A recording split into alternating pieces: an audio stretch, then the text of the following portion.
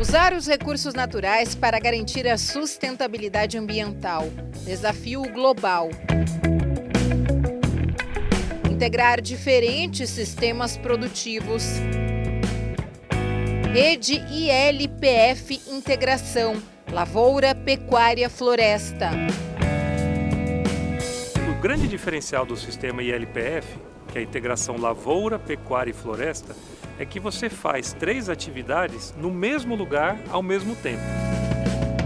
O programa Riqueza e Natureza faz uma viagem ao interior de São Paulo e traz as estratégias que minimizam o impacto negativo das atividades humanas no meio ambiente, os desafios, as conquistas de quem produz qualidade com responsabilidade. Estamos em Brotas, município cerca de 250 quilômetros de distância da capital paulista. Sou Luiz Fernando Braz da Silva, junto com a minha esposa Maria Fernanda Guerreiro. Nós somos proprietários aqui do sítio Nelson Guerreiro, uma propriedade familiar que desde 1970 trabalha com agropecuária. Já trabalhou com produção leiteira, já trabalhou com citros, com produção de laranja e desde 2010 trabalha com integração lavoura, pecuária e floresta, um sistema agroflorestal, ILPF, ao qual numa mesma área a gente trabalha a produção de árvore, no caso o eucalipto, trabalha a lavoura quando há necessidade de cultivo ou tem uma situação adequada para isso, que pode ser grãos, pode ser frutas, pode ser outros alimentos, né, vamos dizer assim. Já trabalhamos com milho, já trabalhamos com feijão. E pecuária, no caso, hoje a gente trabalha com recria de gado para corte. O gado engorda melhor, o bem-estar do animal, você vê que isso se reflete em produção, só agrega valor, tanto ambiental como financeiro, no sistema de integração pecuária e floresta.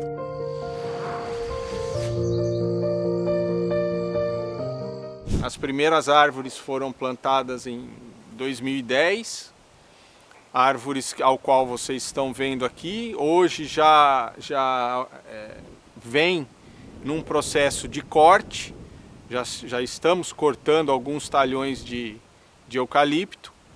Eles são destinados aí para madeiramento, para serraria, eles são destinados para fazer moirão de cerca, são destinados para fazer lenha, tanto lenha grossa como lenha fina.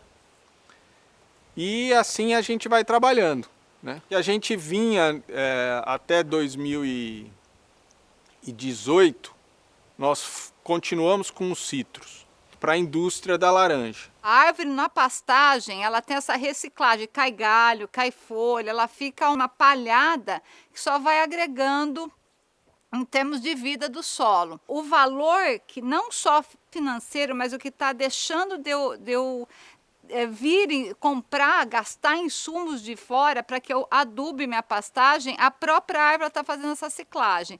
Isso para a gente é fantástico. A gente viu que a gente entrou a gente estava num processo de produção de laranja com um mercado muito baixo, valor agregado muito baixo, muito dependente de indústria, né? Uma situação ao qual o produtor não tinha renda, pelo contrário, a gente começou a ter prejuízo e chegou a quebrar com a laranja.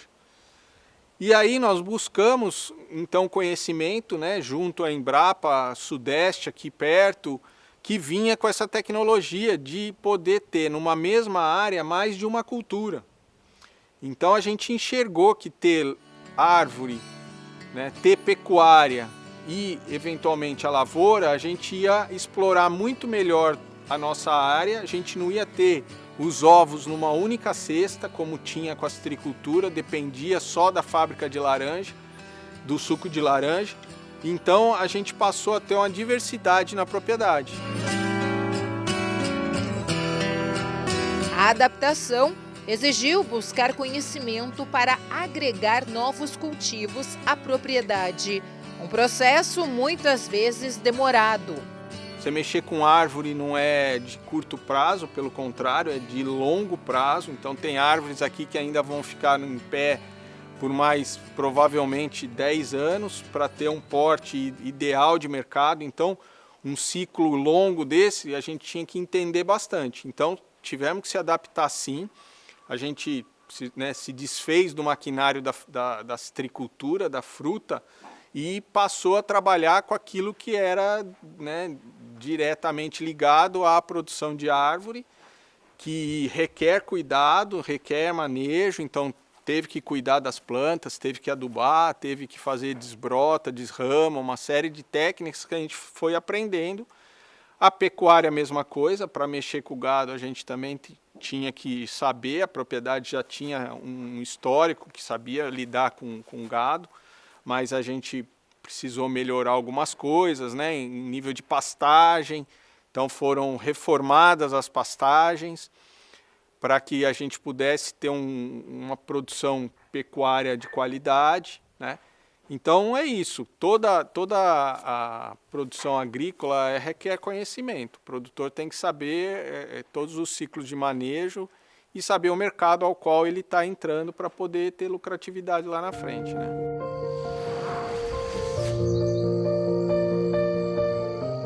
A partir de alguns anos, uns 2, 3 anos para cá, a gente passou a fazer o processo do manejo da árvore.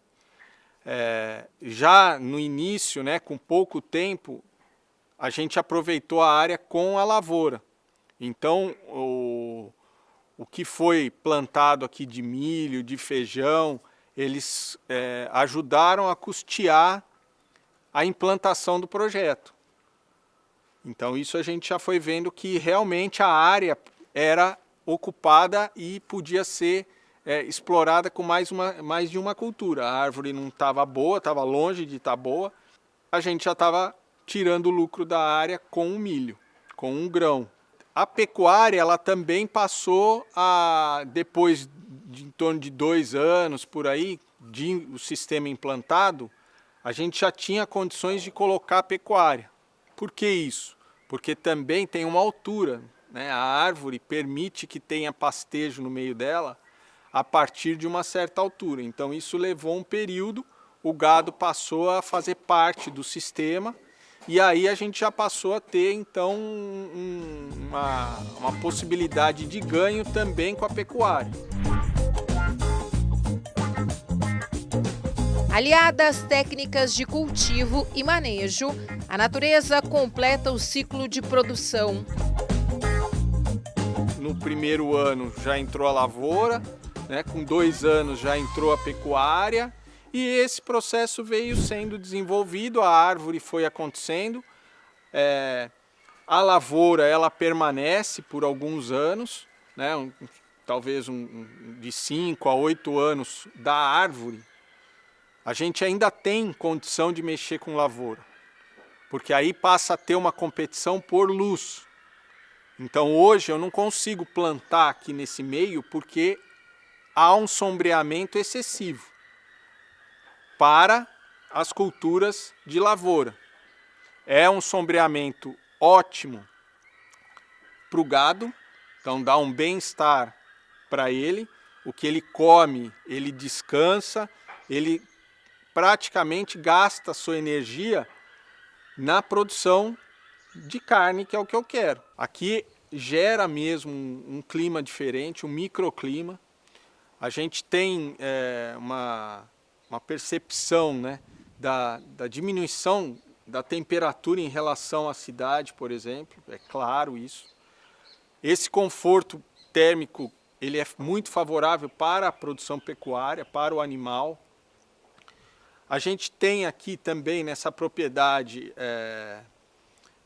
uma produção de água, tem as áreas de reserva, tudo certinho, mas esse ambiente já aqui na floresta de eucalipto, ele já está ajudando na produção de água da propriedade.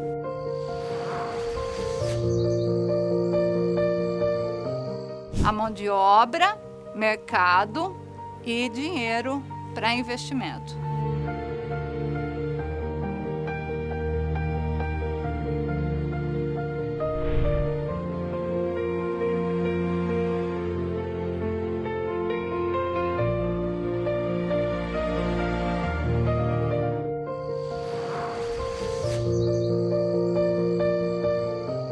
Há um equilíbrio, de fato, econômico, social e ambiental. O sistema integrado, lavoura, pecuária e floresta, os sistemas agroflorestais, para o nosso clima tropical, ele é excelente. Você tem melhor rentabilidade do gado, você tem melhor rentabilidade da árvore, né? Isso tem um diferencial do que uma monocultura de árvore também. E você tem todos esses ganhos, né, sociais, econômicos e ambientais.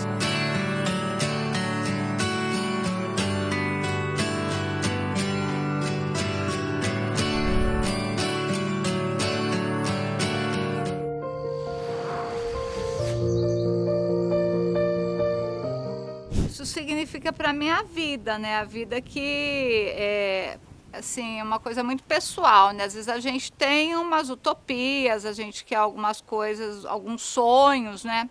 E tudo que a gente construiu aqui não foi fácil. E o ILPF, eu agradeço a Deus para que a gente tenha acertado, porque ele se adequou nas três, na nossa mão de obra, no nosso poder financeiro, no nosso mercado, então a gente está bem satisfeito com ele.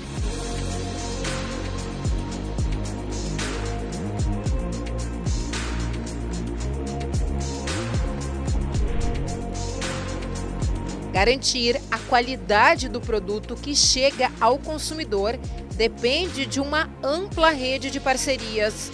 Produtores rurais, órgãos públicos, empresas, universidades, institutos de pesquisa, associações, cooperativas, organizações não governamentais, órgãos de financiamento e apoio à pesquisa.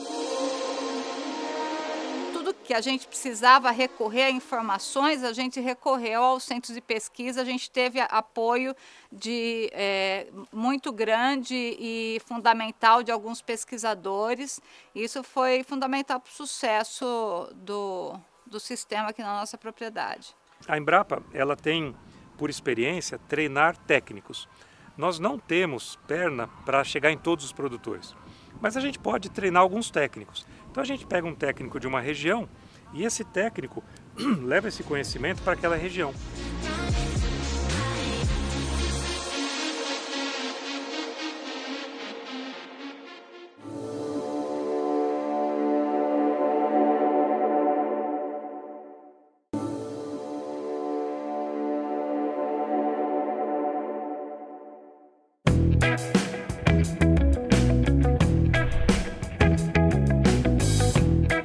O Riqueza em Natureza pegou a estrada e seguiu para São Carlos, 240 quilômetros distantes da capital paulista. Chegamos à Fazenda Canchim, onde funciona desde 1973 o Centro de Pesquisa da Embrapa, Empresa Brasileira de Pesquisa Agropecuária, instituição pública de pesquisa, desenvolvimento e inovação na área agrícola, vinculada ao Ministério da Agricultura. Se a gente pensar num sistema de produção de grãos convencional, você tem uma safra ali de grão, na safra, vamos dizer, uma lavoura de soja. Antigamente fazia só isso, deixava lá. Aí você passou a ter uma segunda safra, que é uma safra importante. Então você vai para soja, milho. Aí depois tinha um pousio. Aí não, vamos colocar um pastinho depois dessa sequência, porque você pode ter um gado ali na entre-safra de grãos. Então você passa de soja, milho e pasto. Aí você ocupou aquela área o ano inteiro. Isso já é uma integração lavoura-pecuária. Quando a gente incorpora o componente florestal, árvores que podem ser de fruta, podem ser de essência, pode ser de castanha ou de madeira, o que você quiser produzir, você traz um outro produto a ser explorado naquela mesma área onde você já tem grãos e pecuária.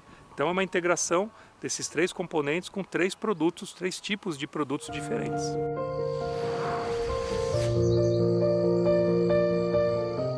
A grande vantagem é a compensação da emissão de carbono. Um sistema de pecuária emite um gás metano, que é um gás importante para o aquecimento global. Só que a gente consegue compensar essa emissão com o sequestro de carbono nos solos e com o crescimento das árvores. Toda vez que essa árvore está crescendo, engrossando o tronco, ela está tirando carbono da atmosfera pela fotossíntese e jogando no tronco. E está imobilizado ali. Então você emite por um lado o metano, por outro lado você remove carbono no solo e carbono no tronco das árvores. Um outro aspecto muito importante desse sistema é o aspecto da adaptação. Então a mudança climática está aí, está posta para nós. E a gente tem visto eventos extremos. Muita chuva ou pouca chuva? Muito frio ou pouco frio? Na média, parece que está na mesma coisa, mas a gente tendo esses eventos extremos, a gente sofre bastante, a agricultura sofre bastante. E esses sistemas, com o ILPF, eles são chamados de mais resilientes, quer dizer, eles toleram um pouco mais esse sistema desafiador de mudança climática de evento extremo.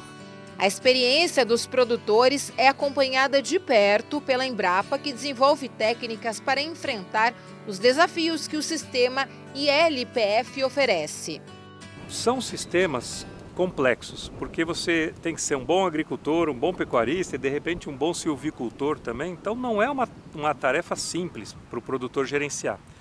Então ele tem primeiro os desafios de conhecimento e de ganhar confiança e se sentir confortável com aquela tecnologia. Então faz uma integração lavoura-pecuária, faz uma rotação, faz um cultivo de inverno, uma planta de cobertura, e aí você vai ganhando, conforme ele vai ganhando confiança com aquela tecnologia, ele adota as demais.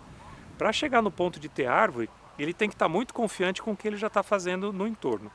Especialmente para sistemas de leite, como esse aqui, a árvore traz um benefício muito bom para o bem-estar das vacas, né, num clima tropical como o nosso. Então, às vezes você antecipa um pouco a entrada da árvore com esse componente de bem-estar. Mas aí você tem que ter toda a sensibilidade para montar um sistema adequado em relação à posição do sol, adequado em relação à ordenha, aos seus piquetes. Tem que ter um planejamento, porque é um compromisso de longo prazo. Essas árvores vão ficar aqui por pelo menos 20 anos. Então, quando você assume esse compromisso, é um compromisso sério, né?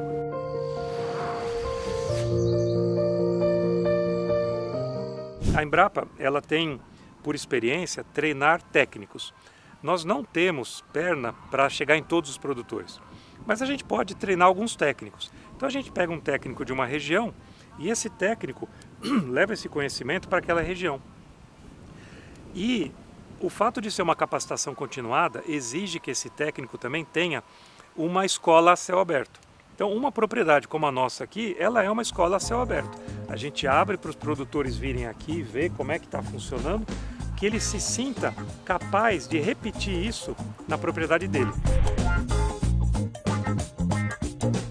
A Embrapa tem muito esse cuidado de que as nossas pesquisas cheguem ao seu destino, ao seu produtor ou à sua indústria, e que ela cause uma transformação, que ela cause um impacto. Quando a gente coloca essa tecnologia para fora, a gente tem mais responsabilidade para acompanhar junto com o produtor, para que ele não faça nada errado e não quebre a cara, né? Isso é muito importante para nós.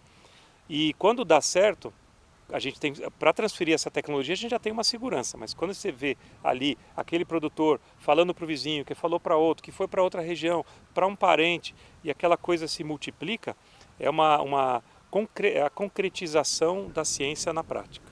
A Embrapa atua em todo o Brasil, respeitando e avaliando as diferenças regionais.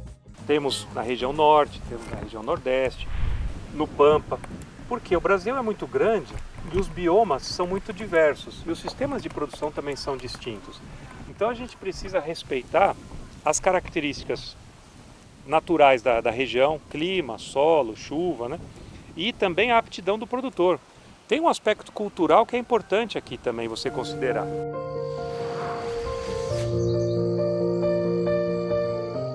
São Paulo se destaca nesse aspecto porque nós temos muitas instituições de excelência no estado, né? Universidades muito conceituadas, várias unidades da Embrapa, institutos de pesquisa centenários no Brasil, como o IAC, o Instituto Agronômico de Campinas, o Instituto Zootecnia. Então, são instituições que contribuem muito para esse conhecimento e como nós estamos todos próximos aqui no estado de São Paulo, a gente troca muita informação. E isso ajuda a acelerar a pesquisa e a poupar esforços que às vezes não seriam necessários. Se a gente já sabe que uma instituição ali fez um teste e não deu certo, para que eu vou repetir? Na nossa região não faria sentido. Então a gente trabalha, a Embrapa trabalha muito bem na rede própria da Embrapa em outros biomas, em outros estados, e também dentro do estado de São Paulo, a Embrapa está inserida num ecossistema também de inovação e de conhecimento muito pujante. E aí o estado se diferencia nisso. A unidade da Embrapa em São Carlos abriga o primeiro sistema de ordenha robotizada voluntária a pasto em regiões tropicais, dentro do sistema ILPF, com monitoramento em tempo real dos animais por sensores. Nós temos aqui um projeto muito importante na Pecuária Sudeste que se chama Balde Cheio, que visita o Brasil inteiro levando tecnologia para a produção de agricultura familiar de leite. E uma das dificuldades que essa equipe identificou no campo foi falta de mão de obra. Em qualidade, em quantidade, com dedicação, a atividade de leite exige uma mão de obra muito dedicada. E com essa dificuldade, alguns produtores desanimam e saem da atividade ou se mantêm pequenos, porque é o que ele dá conta de fazer, sem contratar a mão de obra. E esse movimento aconteceu muito na Europa. E esses robôs, a maioria deles foi desenvolvida na Europa. Na Europa, praticamente é tecnologia consolidada. No Brasil, é mais novo. E um sistema de ordenha robotizada voluntária a pasto, no Brasil, só tem aqui. Porque essa sim é uma quebra de paradigma muito importante. Porque normalmente você está em barracões fechados, com as vacas ali recebendo a comida no coxo. Como nós temos o nosso sistema aqui voltado para a produção de baixo carbono, com árvores, no sistema de integração, com o bem-estar das vacas pastejando, a gente queria que esse sistema a pasto fosse beneficiado pelo robô também, pela ordenha automatizada. E nós fizemos isso. Para isso, a gente desenvolveu também, junto com a empresa, sistemas de portões eletrônicos. Então, por exemplo, nós estamos aqui gravando, tem uma musiquinha ao fundo, mas não tem ninguém na ordenha, as vacas estão sozinhas ali. Não tem ninguém fazendo ordenha. E elas entram no sistema, fazem a ordenha e voltam. Só que como elas recebem um pouquinho de ração ali, as malandras querem voltar e pegar na ordenha de novo para comer um pouquinho de ração. Só que o portão é inteligente, já reconheceu pelo colar delas que aquela vaca foi ordenhada. Ela tem que ter um intervalo mínimo de 6 a 8 horas entre cada ordenha. O portão não deixa ela voltar. Então de manhã, nesse horário que nós estamos, o portão está abrindo para elas virem para cá, num sistema que tem sombra. A partir do meio da tarde, até para o fim da tarde, quando elas forem para a ordenha da tarde, vai abrir um outro portão para elas pastejarem esse outro sistema que não tem árvores. Porque o pastejo vai ser noturno, não precisa das árvores. E lá eu tenho outras forrageiras, eu tenho um processo de sobressemeadura, que é nessa época mais fresca aqui, a gente planta aveia, azevém, talvez um trigo forrageiro, e com irrigação. Então as vacas têm um sistema à noite que não precisa de árvore, e de dia, que ela precisa, por causa do conforto térmico, ela pasteja aqui na sombra.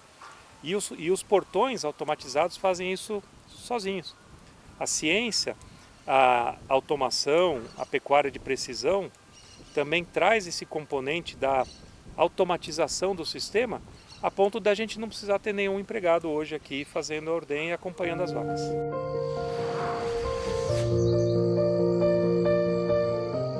Muitas vezes a ciência está à frente do seu tempo.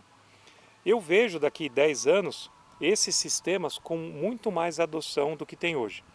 Porque a gente precisa manter e aperfeiçoar a questão de bem-estar animal, a questão da produção de baixo carbono, o sequestro de carbono no solo, a pecuária regenerativa, né, no sistema regenerativo mais amplo, não só no solo, mas aqui a interação desses estratos, né, de árvore, arbusto, planta mais herbácea, a gente explora melhor o ambiente e ele é um ambiente mais próximo da natureza. Então, as soluções baseadas na natureza são um pouco isso. Então, eu vejo né, esses sistemas com mais adoção daqui a uns 10 anos. O sucesso do sistema Integração Lavoura, Pecuária, Floresta vai além de um negócio de família. Para o casal de agrônomos Luiz Fernando e Maria Fernanda, produtores de eucalipto, de uma lavoura diversificada e que cria gado. É preciso garantir que as futuras gerações aprendam a importância da sustentabilidade. A gente faz um trabalho de educação ambiental com as crianças, né? A gente traz as crianças, leva uma mata que a gente tem aqui, daí a gente vai contando como é que foi a história mesmo da agricultura, do ser humano e chega numa solução hoje, uma tecnologia para produzir alimento sustentável.